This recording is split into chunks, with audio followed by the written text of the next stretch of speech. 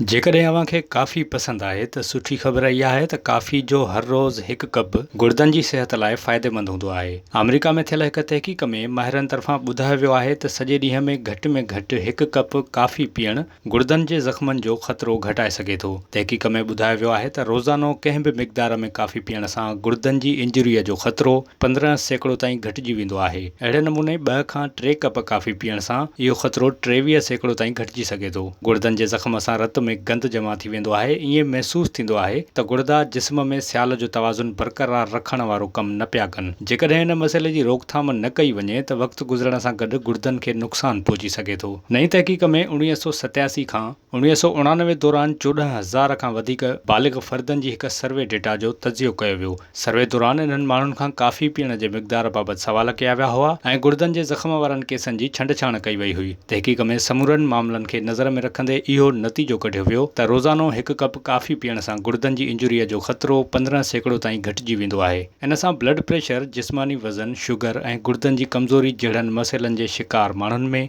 पिणु इहो ख़तरो 11% ताईं घटिजी वेंदो आहे।